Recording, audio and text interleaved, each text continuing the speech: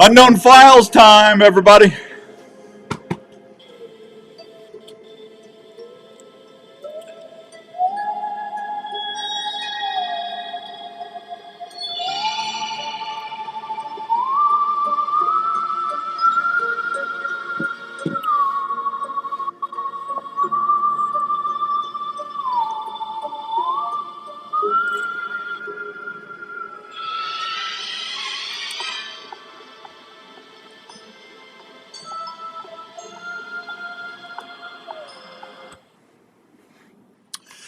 All right, got about an hour, about a minute and 40 seconds before we're on. Oh. Let me go get on this here. All right, got that going.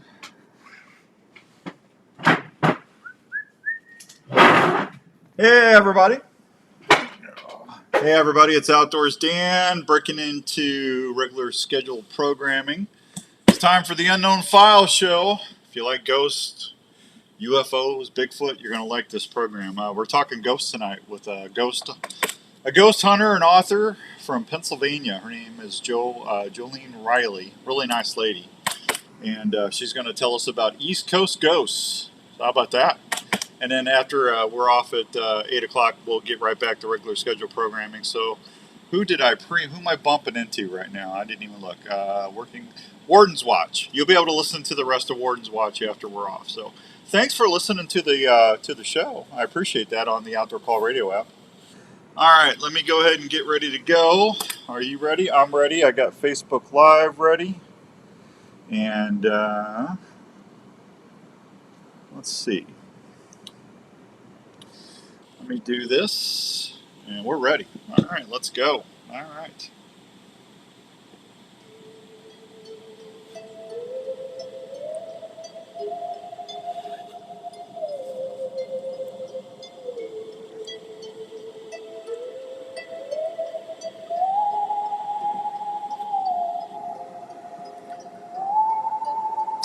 All right, welcome to this week's edition of The Unknown Files with Outdoors Dan, brought to you in part by our good friends out of Revelton Distillery, the official spirits of The Unknown Files show. Tonight we're going to be talking file number 25, East Coast Ghosts, with our friend Johlene Riley down in Pennsylvania. So we're going to have a lot of fun with that. Hank, how's it going, buddy? Hank's watching East Coast Ghosts tonight. Let me get Johlene on the phone, and we will get everything going. So got that, I believe. Let me turn the phone on. I got that. Johlene, are you there? I think I am, yes. Well, I hope you think you're there. Outdoors Dan, welcome to Unknown Files. Thank you very much. You're welcome. How's things out in Pennsylvania? Is it as crazy hot as it is here in Iowa? I don't know about hot, but it's haunted. It's hot and haunted. Well, I'd rather have the haunting, because when it's haunted, things usually cool down, right? Because things get cold. Yeah, I would definitely take the hauntings. That's for sure. So, absolutely. It's good to have you back on the show. We had you on talking the ghosts of Gettysburg a couple months ago when we first got this thing going. Folks, if you missed that show, go back to theoutdoorcallradio.com and look under the radio pay archives, and you'll be able to check out Jolene's show there about the Gettysburg tours and everything that she handles out there. She does a great job with that. We're going to talk about East Coast ghosts tonight. We're going to talk about what's going on out there haunting-wise. She's got some new books out, and they've got a new endeavor with their museum, the Gettysburg Museum of Haunted Objects, and we're going to talk a little bit about that. And first of all, I'm glad you're feeling better. We missed you when we had to reschedule last time. Well, thank you for that, and I do apologize for that major inconvenience. But thank you so much for giving me another shot at the big time with you, Dan. Well, first of all, we're not big time in here. Yes, you are. And second of all, Yes, you're always welcome. Yeah, those things happen. I understand. It's just one of them things. So what has been going on since we had you on the last time out in Pennsylvania? Well, a few really cool things. I had another book release called for the new book, the Haunted Tilly Pierce House, which was super fun doing the book release party, and we had some great feedback on the book, and a lot of folks are enjoying staying in the bed and breakfast after reading the scary stories, which is interesting, and they're certainly helping to add to perhaps volume 2 of that book. So that's one thing that's new here in Gettysburg for me. And I've been doing some great campfire stories. So if anyone wants to come out and join me, I'm doing those now on Saturday evening. So a little bit of a nice warm fire as the temperatures start dropping here in Gettysburg with some fun ghost stories told by me. What I'm really excited about is our new facility for the Museum of Haunted Objects. Yeah. We are moving. We're moving from our building at 242 Baltimore Street at the very end of September, the last weekend of September. All things going well, we should be in the newer building called the Vault. We really needed something more secure, a larger building for additional exhibits so that we can do our expansion, but more importantly, a more secure facility for some of the more nefarious or darker exhibits, if you will, for the safety and enjoyment of our guests as well as our staff. So, like, when you need more safety, what does that mean? Well, some of the items don't play well with others, so we have to be very careful when we're introducing them. Much like when you bring a new pet into the home, where you have existing dogs or cats, you want to see how they play, how they work, and sometimes the energy from the exhibits just they don't interact with some of the other existing exhibits. So we have to be after hours. We have to introduce those items to see if we can keep them in a particular room or a particular spot, or if we can even house them and expose the public to them at all. So we have to do all of this. It's kind of like a behind-the-scenes kind of situation. It's a little more involved than a lot of people think. And then there's other things like prayer and blessings and saltings and saging and things of that nature, sometimes holy water, depending on the particular object in question. So we do a lot of that, and we've got a special area in the new facility.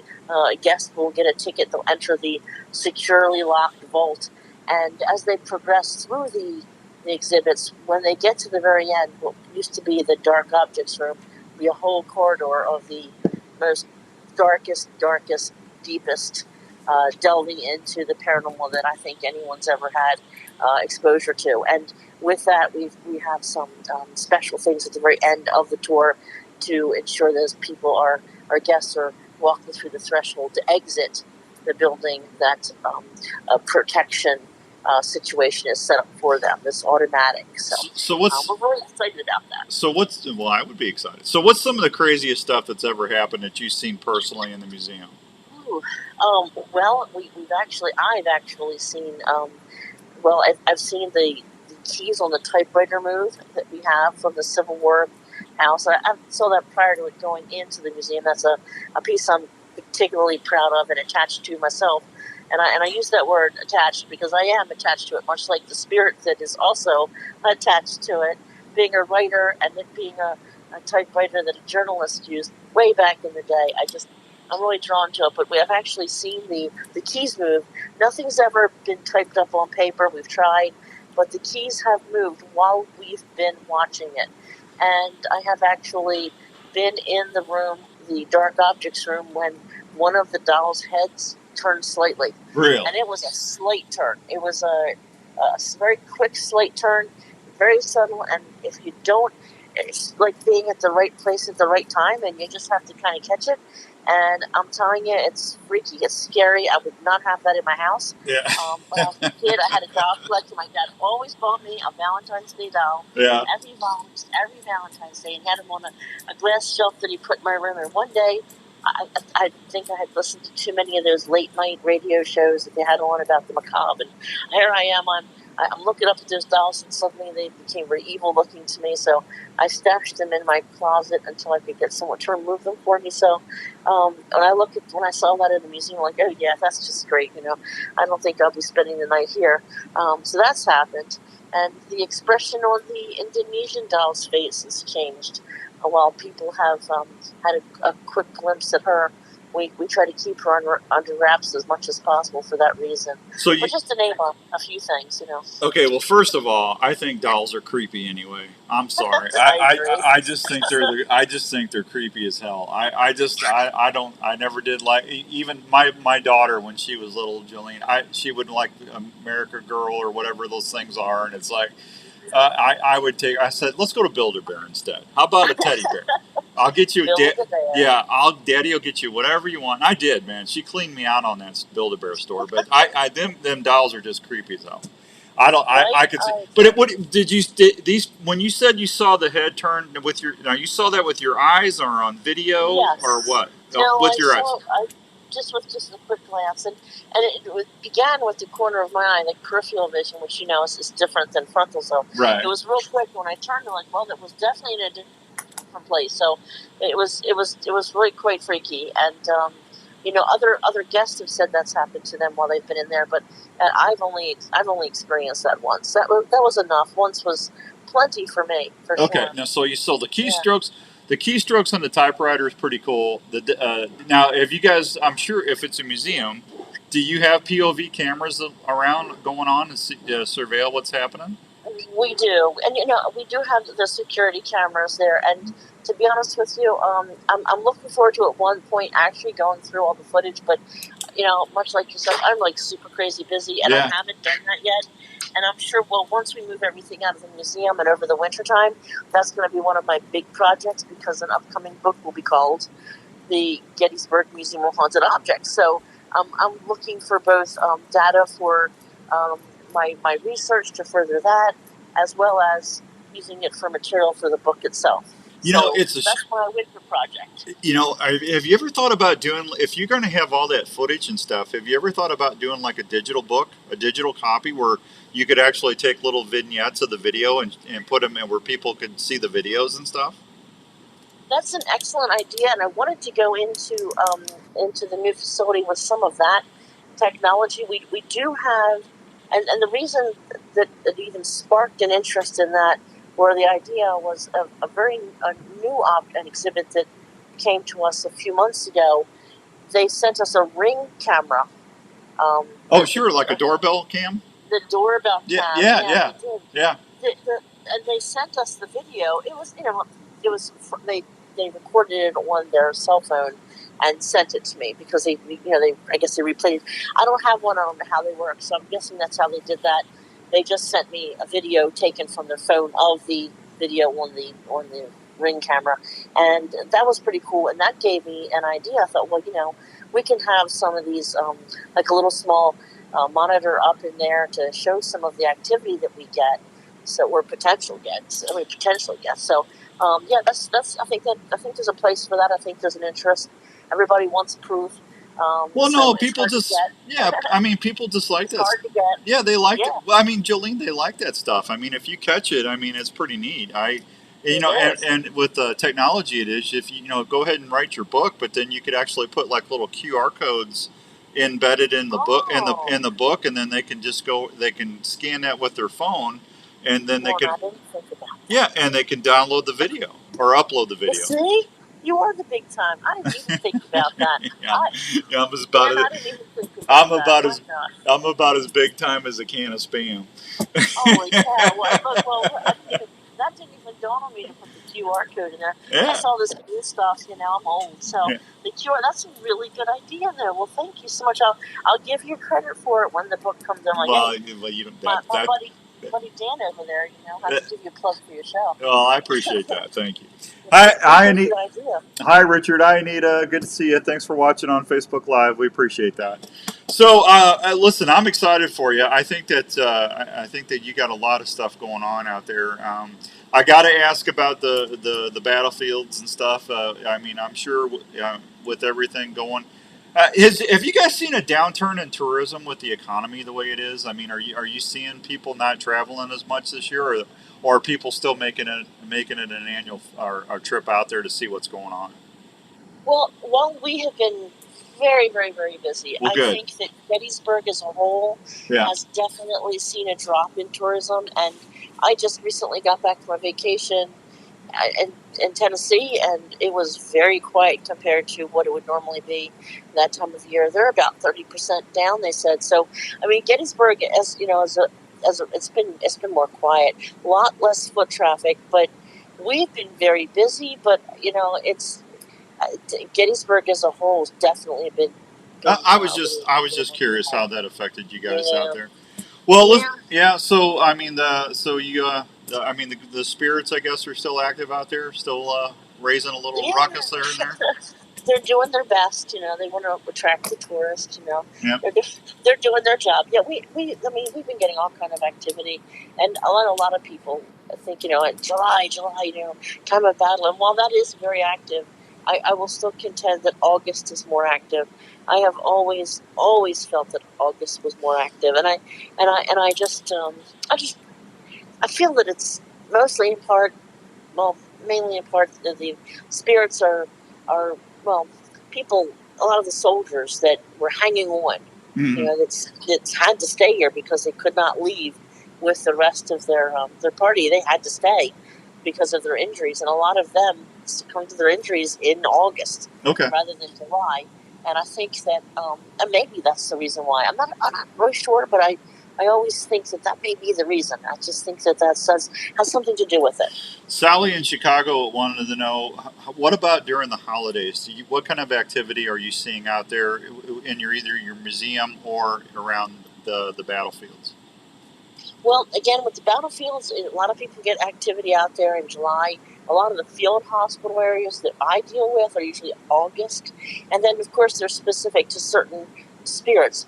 We have to remember that all the spirits in Gettysburg are not Civil War related. Right. And sometimes we forget that because we are a big Civil War town. But we do have, in February and in August, our murder house is very active. Those dates are very prominent dates for the young lady who was killed there, sadly. So, certain ones have certain dates. Did we talk about the murder house last time? What's the murder house? I can't remember if we did. The murder house is on Baltimore Street, right across the street from Adams County Library, right next to the courthouse. A woman was tragically killed by her boyfriend in 1985, and he claimed it was an accident. Went to court. They found him guilty, not on first-degree murder, and he did serve his time. It was a terrible thing that happened, and we've had a lot of her family members come in, and we had not up to that date had an incident that was so new. Even though 1985 is a good bit back, it's not 1885. So we knew this was a potential for family members. So we're very careful and very respectful, as we always are. And we've actually had some of her family members come in and connect with her, and they realize we're being very respectful. We appreciate their input because her spirit, the young lady's spirit, is very very vocal. And with that one, we actually do have a lot of video footage from that building on our cameras, and we do show those to guests that come in. When you say she's very vocal, what does that mean, Johlene? Well, when we use apparatus, we use equipment like the voice recorders. Okay. So we'll get the EVPs, electronic voice phenomena. I got you. And also over portals and just people hearing it with their own ears. They'll hear her talk. Okay. And as well as other spirits in the building. But yeah, she doesn't seem to mind us there. In fact, she seems to be quite social as well and enjoy our company. Sally. Okay, Sally in Chicago said she has heard stories about bells around the holidays. People hearing bells. That or either she didn't know if it was from the Civil War or if it was just something to do with Gettysburg. Have you ever heard of holiday bells, mystery bells? I have around the holiday time. People have claimed they have heard holiday bells, just like they hear the gunshots in the summertime. They have heard that, or as well as horses, carriages and horses going past. You get a lot of sound phenomena.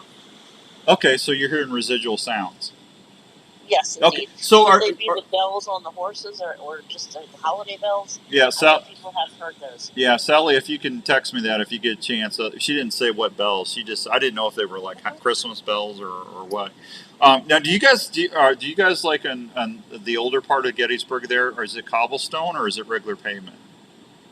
It's not cobblestone. I love cobblestone. Yeah. They did redo a good bit of the town with bricks, okay, which brings it back to more of a cobblestone look, which I love. Yeah. Rather than the sidewalk there, although the whole corridor down Steinway Avenue is now transformed with the beautiful old-timey look of the brick and the old-time lanterns, and then some of the downtown areas as well. And I hear that on Baltimore Street they're going to extend that phase of development in that direction too, which I hope they do because it looks lovely. Okay. Trenton, Missouri wants to know, how do you know the objects you're getting are really haunted? That's a great question. I love that question. And we some of them I have firsthand personal experience with because I acquired them from places that I personally have investigated. And those, I've had so many things happen with them that I've had them for years before I even thought of having a collection to share with the public. Yeah.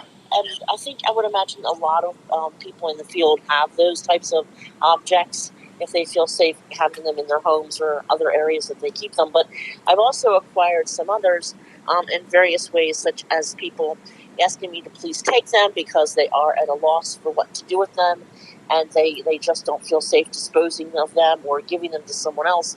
And with those, I'm very careful because I don't assume automatically that they are authentic. I'm not saying that people are giving them to me and trying to trick me. I don't think that's the case. I think they truly feel that they are bringing bad luck into their family. It may be coincidental, or it might be true. So what we do is we put each and every one of the exhibits that we put in the museum itself through various tests to see if we're getting some kind of activity from it, and if anything's happening to us. And I've got plenty of things that aren't even in the museum that I haven't even had a chance to really run through any tests. And with a larger facility, that'll give us an opportunity to perhaps expand on that. But not everything that is given to me or to our team makes it into the museum as an exhibit, whether it be because it's just not proving to us that it has activity. Not to say that it doesn't, but that we can't really put it in there and justify its paranormal level, or we don't want to put it in because we feel like it's just going to be too dangerous for any one of us to be around for any length of time. Okay, what kind of tests are you doing?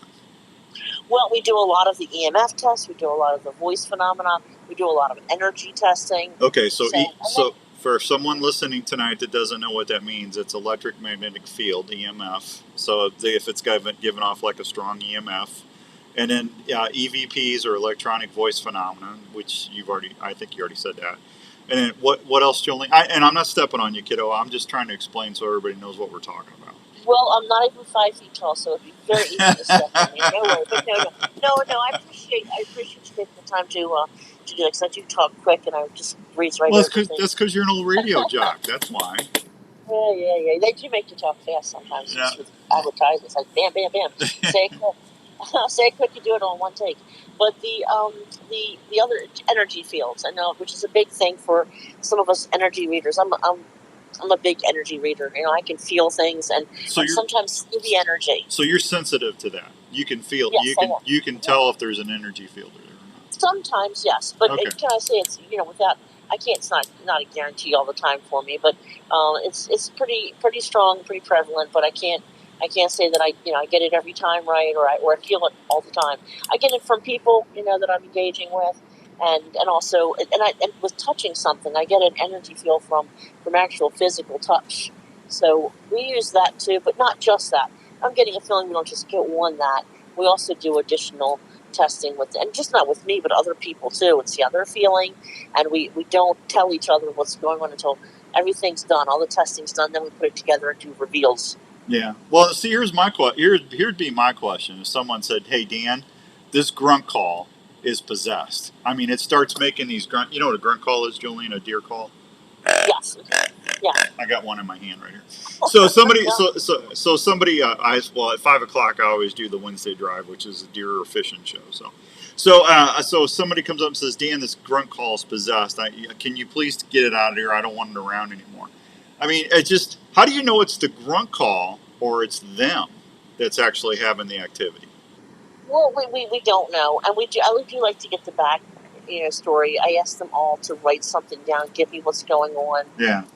And a lot of the people, for example, in this one particular box that I'm now in possession of, the woman, I didn't seek her out. She didn't seek me out. She put it up online. She was selling it for a large amount of money, and someone told me, or told her, "Hey, do you really want to give her this? This person might want it." So she contacted me then at that point, and I said, "Well, what's your end game? What do you want to do with this?"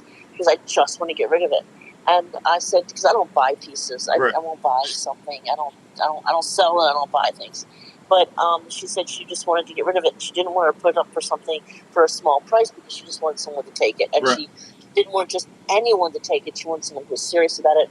And when she gave me the information about it, it was pretty scary. And I took extra precaution getting it from her house to the building. And I didn't put it with everything else. And I do follow up as much as I can with people if they allow it to see how things are. Things are fine with her now. Mm-hmm. After the box was gone. Now again, I'll be straight up honest with everybody, and I hope to always be that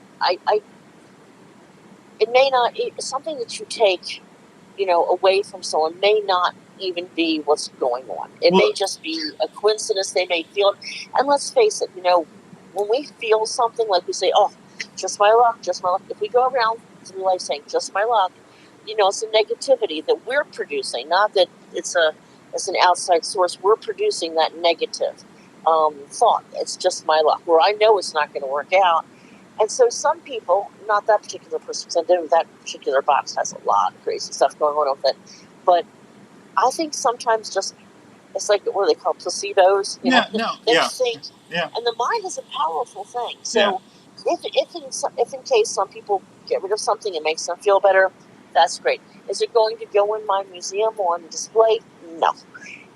Okay. Well, no, it just goes somewhere else in a secure area where, but also we have to remember too, and I need to always remember this, that just because something isn't performing, quote unquote, it doesn't mean it's not active. Yeah, I wouldn't. See, I would think, if me being the skeptical person that I am, Johlene, I would think that they were just trying to get me to take something they didn't want anymore to get it out of their house. Yeah. that may be. That may be. But then again, I'm happy to be of service. You got to do something. You got to give something back. I made a joke with a gal who she actually she doesn't work in the store. She does. I can't say what her position is, but she works for the company. Yeah. And she works part-time for the company. She comes in once a week. And she called me up, it was like a couple months ago. She called me up. She goes, "You have to help me. These crazy people, they were all dressed like in suits and like they were coming from church. And they just pulled up in front of our house. And they jumped out of their vehicle. And they dropped off a chair in front of our house. And they put it on our lawn. And they ran back as fast as they could to the car and took off." Really?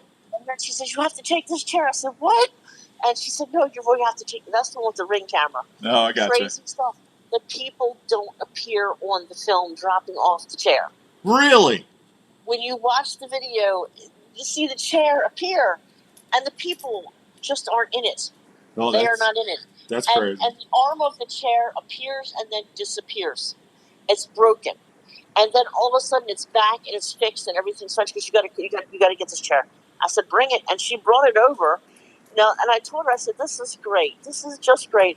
I said, "How do I know that you're not just trying to get rid of a piece of furniture?" And I was making a joke, obviously, but people, they can drop it off furniture because I tease her now. So, do you have any more people dropping off stuff they don't want at your house? But they picked her house of all places, not knowing that she has a connection with me, and they were scared apparently. And she said they looked frightened. They put it on her lawn. Yeah. Like something led them to her with that particular chair. Yeah. And it doesn't. She doesn't look haunted. It doesn't look anything. But that video is scary as all get out, knowing what happened there.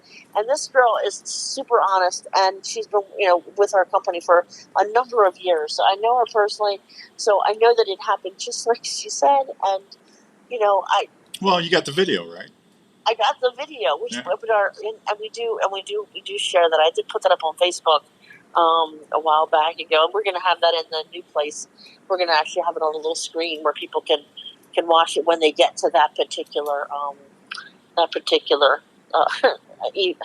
exhibit. Yeah. But yeah, we'd be a great housing for people who just don't want their stuff, So what other kind of artifacts are you guys? I mean, do you have old jewelry, watch chains? I mean, armoires, stuff like that, or what are you guys going to house? We have the whole gamut. Really? I've got chairs from Lincoln Theater that were there the night that Lincoln was shot. Ooh. We have this amazing. It's one of my favorite exhibits. This amazing embalming / amputation table. It's portable. The patent pending is still on it, and stains are still on it. No, that's creepy. That's creepy. Now, where was that from? Where was that from? That's from the Indian War era. Indian Wars. The French Indian War? Yep. Wow. Yep. That's creepy. Yeah, so that would be creepy. And that's. I mean, it really is. And of course, we've got amputation boards that were literally pulled off of doors and turned into makeshift amputation tables.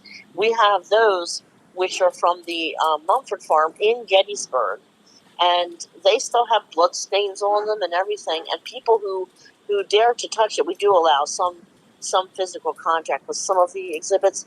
When people touch it, a lot of people just they turn freezing cold. They feel it. They feel that same anguish and pain and energy briefly, but they still feel it. Yeah, no, that's crazy. Hey, Johlene, I'm going to take a real quick break. Hang on. We'll be right back. We'll pick it up from there. We got to talk about some of your new books coming out and some other stuff. We're visiting with Johlene Riley, author, ghost hunter, ghost chaser, museum curator. She's got it all going on. We'll be right back on the Unknown Files on the Outdoor Call radio app.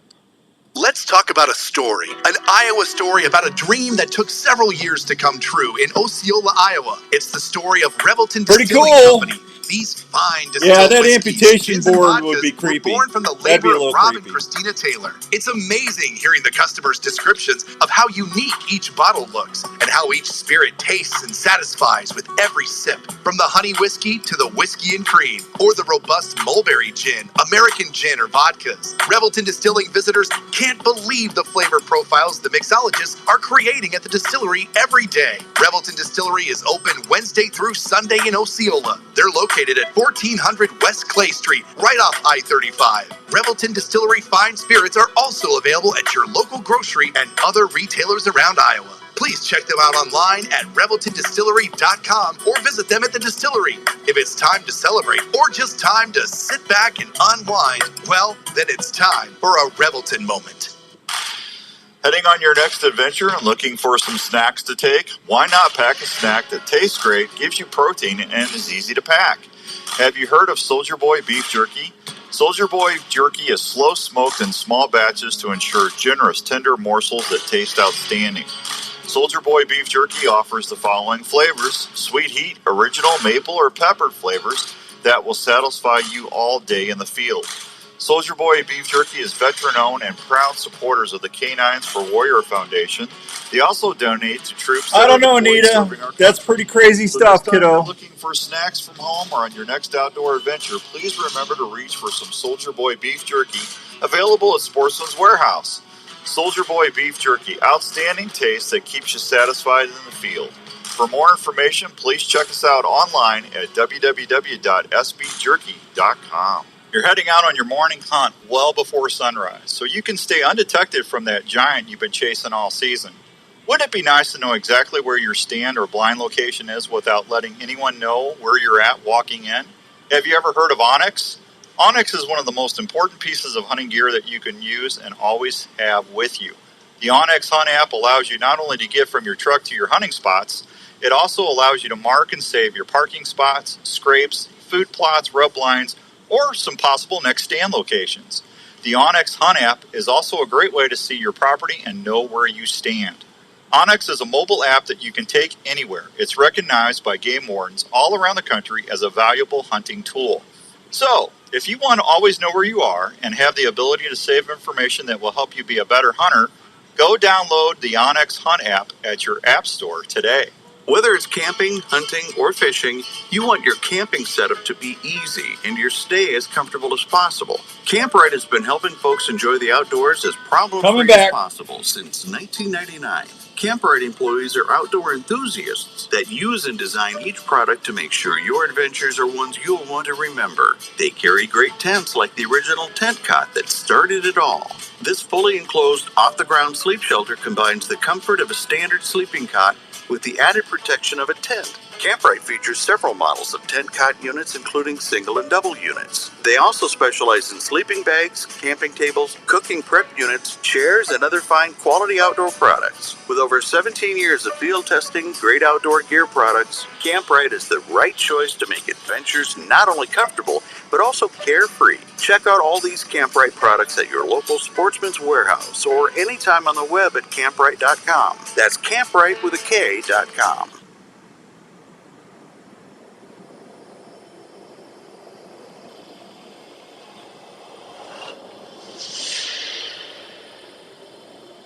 All right, welcome back to Unknown Files, the show, number 25, East Coast Ghosts. I've got my friend Johlene Riley on, and we're talking a little bit about some of the stuff that has been happening around her museum and what she's been experiencing. Johlene, you still there?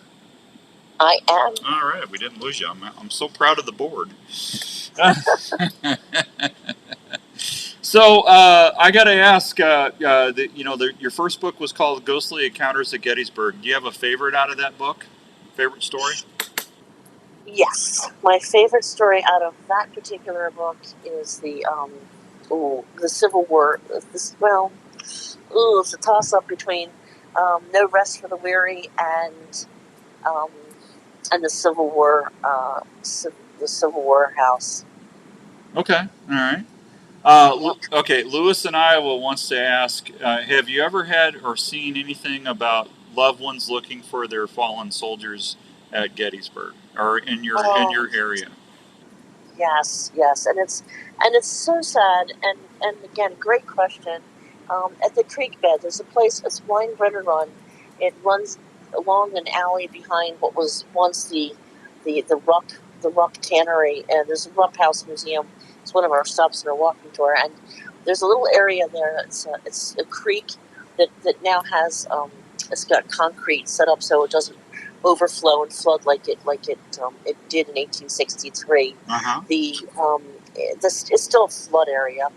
It's lower lying, and on a number of occasions we've been down there, and you'll see a woman crying, sobbing. You'll hear her crying as she disappears. We assume she's sobbing and looking for her loved one down by the creek. Soldiers, they died a tragic death there in the water. As the water rose, the bodies were piling up. There's a wooden catch grate, so it catches the bodies one right after the other, and a terrible way to die. They're in a weakened state already. They're using the water to hydrate, which ultimately ends up, ending their life. So it's so tragic. And we've had a woman sitting there crying out, looking, we assume, for her fallen loved one. And two other things come to mind with that question. A widow was seen walking up and down near the National Cemetery. She has been known to appear there, as well as down behind the school by the Grove, which was part of the Culp's Hill battlefield. So we get that also. and there was another. It's escaping me now, but those two definitely stick out in my mind. When and I'll never forget. I was out at out by the Lincoln Cemetery one evening, out on the outskirts of it, doing an investigation early in my career working for Gettysburg Ghost Stores. I had a group out there, and I was doing some pendulum work, and I remember asking the question, are you missing a loved one? And I got the answer, yes. And then I said, who are you missing? And I got a name that came back as clear as day. And I just, You heard it? Really, You heard it? I heard the name. You heard the name? We heard it, we recorded it, and when you hear these things, it just reminds us all that when we're dealing with these spirits, that we're dealing with someone's loved one, you know, and to remind us always to be respectful, be kind, because this is a it's a very difficult thing when you're out there and you hear someone and in agony, or they're calling out for someone. I mean, I can imagine these young men, they're away from home, they're maybe from the first time from their families, or maybe their girlfriends or their new wives, and they're out there. Those are going to be their last thoughts, right? So we always offer, would you like us to get a message to them? But yeah, we do have times where spirits are looking for other spirits, and I did just remember what was right there on my tongue, and I forgot. I was out at Sachs Bridge. I think it was in 2010, maybe 9 or 10, and this picture's in my second book, I think, or maybe my first. Is that the Gettysburg Files? Right. Ghost Hunting, the Gettysburg Files. I'm not sure if it's in book 1 or 2, or maybe both. Okay. But I feature Sachs Bridge, which is a wonderful place to go when it's not busy. We were out there with a guest, and he took a picture by the cornfield, which is not there anymore. He took a picture, and right there, while I was standing next to him, so he couldn't have done anything, with mastering the picture. He showed me his camera. It's like, it's crazy. It's a soldier. It's very clearly a soldier. One of the clearest pictures I've seen. Definitely not a Photoshop one. Those are so easy to pick out. But this was a soldier, and you could even make out what looked like a medical sash around his waist. And quite honestly, I tell you, I think, I don't know for sure, but I think that he was out there looking for his soldiers, tending his soldiers to this day, not leaving them, wanting to be to honor and be there for them, because it was a makeshift field hospital. Right. After the battle, they were a lot of men were buried there, so it makes sense that we would have the surgeon out there, a Confederate surgeon out there. And I looked up the clothing that looked like in a picture, and it definitely matched up to what a soldier of that time would have been wearing had they been a Civil War surgeon. That's crazy. That's cool. So that's yeah. I mean, that would be crazy to see that for sure. What is, like, besides Gettysburg? I don't know if I asked you this the last time we had you on. What's one of the more extreme or famous ghosts or people that really something that's really freaked somebody out in Pennsylvania? As far as like, if you had one or two places to go besides the battlefield, where else would you go? Well, there's so many places, and it's outside of Gettysburg, huh? Ooh. Well, I didn't ask you that. I'm sorry. What did you ask? I'm sorry. No, you're good. Like the Conjuring house. That's like a big up in Concord or wherever that is. What is like the what? I mean, I know Gettysburg is like a hot spot. What would be another hot spot in Pennsylvania that you've been to or that you know of? In Pennsylvania. Yeah. Please, I will tell you, but see, you're asking too. I'm not sure which. You're asking if someplace that sounds like it's well known, because everybody. Well, it doesn't have to be. It doesn't have to be well known. I didn't know if there was some spot like in St. Louis. There's a Limp Mansion. Everybody, that's what they say. That's one of the most haunted places in the United States. And then. Oh, yeah. Okay, we're talking about United States now. Yeah. No. Yeah. I'm just talking about. Well, I'll tell you where I won't go. I will not ever go to Bobby Mackey's. I will not go there. I've never been there. I won't go there. Every time I see a picture of the place, it gives me such a bad feeling.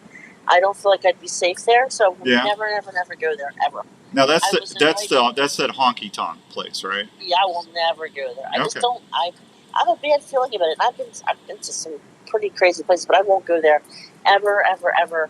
I know a lot of people. Really, I mean, there's some places that I really want to go to. I would love to go to Arizona to the birdhouse. And check that out. Tombstone. Yeah, I'd the like the bird cage. Yeah, I call it birdhouse and birdcage, and I really want to go there. I think that definitely. I've actually been there. Have you? Yeah. So do I want to go there, Dan? Honestly, Johlene, I was there filming a javelina hunt on the TV show, and I didn't get a chance to go in, but I looked through the windows and I stood outside for about 20 minutes trying to get somebody to let me in and look. But I've actually been at that building. It's super little. It's not a very big place at all. That's okay. Some of the craziest places can be small. They don't have to be big. Yeah. I definitely I really want to go there. That's definitely on my list of to dos, but definitely not Bobby Mackey's. Yeah. I was invited out to the Sally House a long while ago, but I couldn't get out in the middle of the winter. That's in Kansas, isn't it? Yeah, that's in Kansas, and I definitely didn't want to travel in January and February, which is the only time I had available to do that. Yeah. I was worried I'd get stuck with so I was like, I didn't get out there. No, I don't blame you. The reason I asked you that, I was in Pennsylvania, and I'm actually going to be back in your neck of the woods next spring. I'm going to be out there filming a turkey hunt. But nice. But one of the things that I loved about Western Pennsylvania was these I don't want to call them villages, but there's a lot of really little small towns, and you drop down into like a holler, and I mean they look like something out of the 50s. I mean, it's just they're just an older small town. They're really cool. But I just didn't know if there was some place that had a lot of history that I always like to ask when I have a guest on if there's something I never heard of. Yeah, there's plenty of them.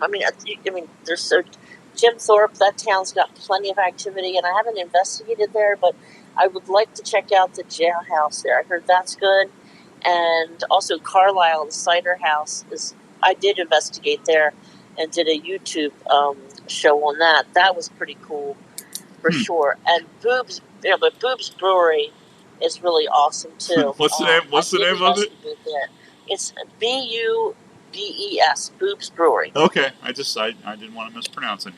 I know. Well, I know. Every time I say every time I say they'll say it's huge. It's absolutely beautiful. Yeah. They've got catacombs. They've got everything a paranormal investigator would want, and they're very gracious up there. They'll let you go in and do investigations. They host some there as well.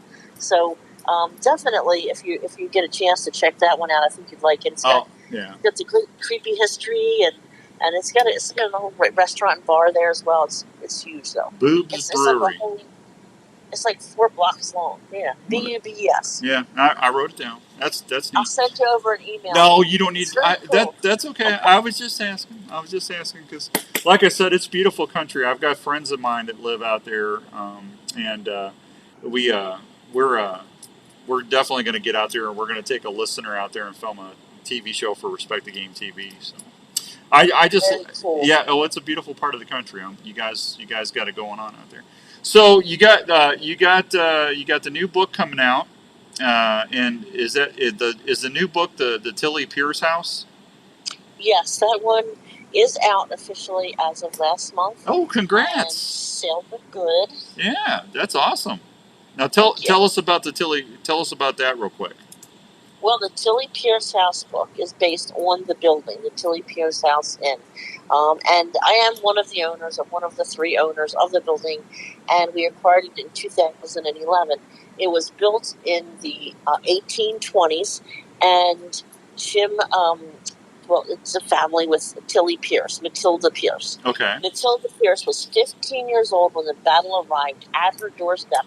The Civil War, right in Gettysburg, and she tells of what happened in town to her and the other civilians and the soldiers. So, from a civilian's point of view, which many of the historians, the experts say is one of the top-notch must-read books. Her book is called "What a Girl Heard and Saw," and it's an amazing read told from Tilly herself. And so that building I definitely think there's more spirits than rooms in the building.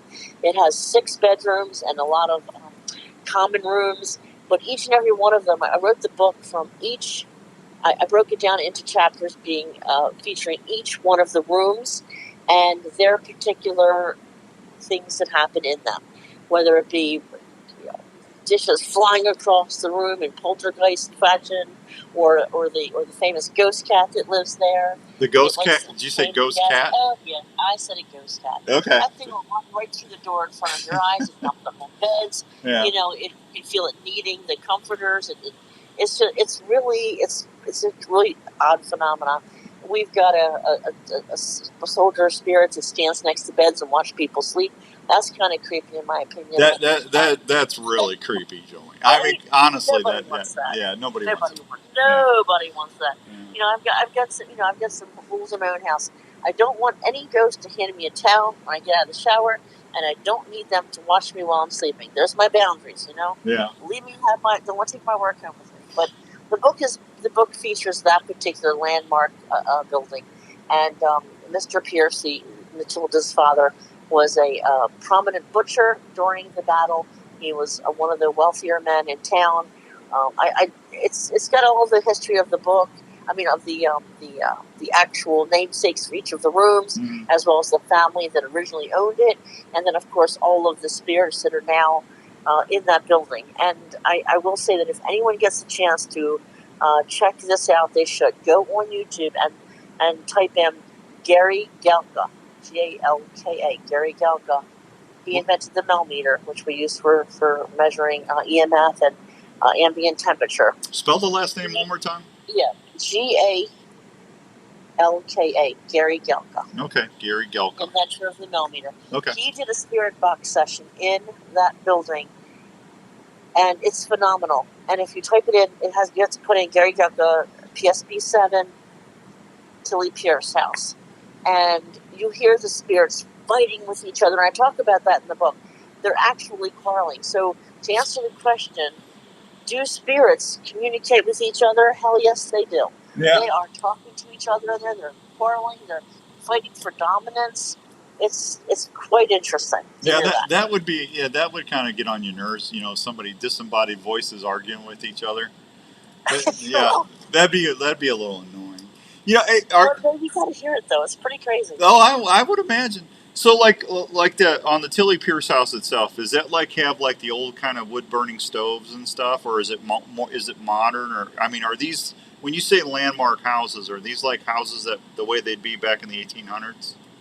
Some of the buildings in Gate are, very few of them are, okay. And most of them have been a number of things over the years. The Tilly Pierce house has been a number of things. At one point, it was an apartment building. Oh, cool. And then a gentleman came in and turned it into, he tried to turn it back to the way it was, but he didn't use all the old materials. So we have some, like the mantles. The mantles are the original mantles. The front door is the original front door. There's some things in there that are still original. You can still see some beams. The attic is the same.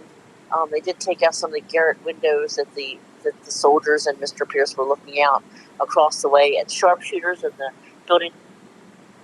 You can it's still intact, most of that, but it's been modernized too. So it's got, instead of the horsehair plaster, there is drywall up over that, except for going up the second steps.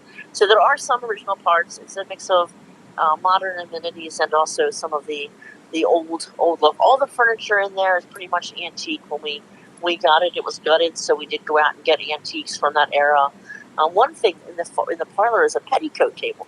You know what a petticoat table is? I have no idea, Johlene. What's a petticoat? I didn't either until we bought the darn thing and found out later. We didn't understand why there was a mirror at the bottom of this table. Yeah. Beautiful table. It's for checking your petticoat to make sure that, oh, God forbid, you should go outside and your petticoat is showing underneath your hoop skirt. God forbid, you know. Oh, so it's for the ladies to make sure they're decent. Oh, yes. Okay. Oh, you didn't think you had indecent. Can't be having that. No. Yeah. That's crazy. So, petticoat table. I learned a lot about antique furniture when we bought that place, let me tell you. Oh, yeah, that's awesome. All right, so you got the Ghost Encounters at Gettysburg book, you got the Ghost Hunting and the Gettysburg Files, and now the new one's called the Tilly Pierce House. The haunted Tilly Pierce house. Thank you. All right, and they can they find, if they go to Gettysburg Museum of Haunted Objects.com, can they get the books there? No, but they can get it on GettysburgGhostTours.com. GettysburgGhostTours.com. Yes, okay. All of those books are on there. How about your Facebook stuff? Can they hook up and get it there if they want? Yep, they can go on Facebook and make requests either at the Gettysburg Ghost Tours Facebook or Gettysburg Paranormal Association Facebook or mine. I have Johlene Spooky Riley. Yeah. And I also have Museum of Haunted Objects. I think I just tagged Johlene Riley. That's fine. Is that they'll find you with that?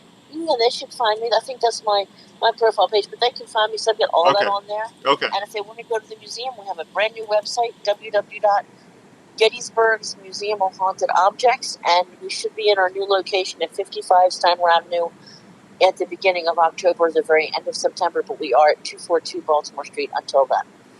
All right, I'm trying to keep up right with Gettysburg of Haunted Objects. Yep, .com. That's easy. Yeah. All right, so I mean, we're almost into the burr months. That's my favorite time of year. Yeah. Me too. What do you got going on the next couple months? Well, writing, scaring people, getting that museum ready to go so it's safe and fun, and we're also going to be adding some new things to the museum. We're going to have a pumped up VIP tour, and that one they get a little more hands-on experience with certain selected exhibits. But my favorite of that is going to be, just for October, Friday and Saturday nights, is going to be Midnight at the Museum, which is a special late night experience for the bravest of the brave. Oh, that's cool. And of cool. course, on most Saturday nights, they can find me around the campfire telling ghost stories, and they can it's BYOB, so it's a very adult kind of thing. I got you. So yeah, bring your own bacon. Bring your own bacon. Yeah. You'll be popular if you bring your own bacon. Sure. Everybody likes bacon. So you're not going to have those crazy dolls in there, are you? Yeah, I'm not going to be there. Yeah. But heck yeah, they're going to be in there. They have, one of them has real teeth and real hair. Oh, now that's just wrong, Johlene. I'm sorry. I didn't bring her in. She came from. She was in the bottom of a box, and she came to me, and it just. She's like the star of the show sometimes in there. She's got her own little fan club. They call her Rosie. No, thank you. Yeah. No, thank you. All right. Well, listen. Thank you for coming on and spending some time with us tonight on Unknown Files. Let us know drop me a line and let me know how things are going, and we'll get you back after the holidays. Thank you so much, and good luck with your upcoming show. I appreciate you having me on tonight. Oh, it's always my pleasure, kiddo. Stay safe and be well, and we'll talk to you soon. Thanks again. Bye-bye. There she goes, Johlene Riley. What a nice lady. All right, that is going to wrap it up for Unknown Files tonight, number 25, East Coast Ghosts. That was fun. I enjoyed that. Thanks to everybody watching tonight on Facebook Live. I am going to say goodnight to you right here.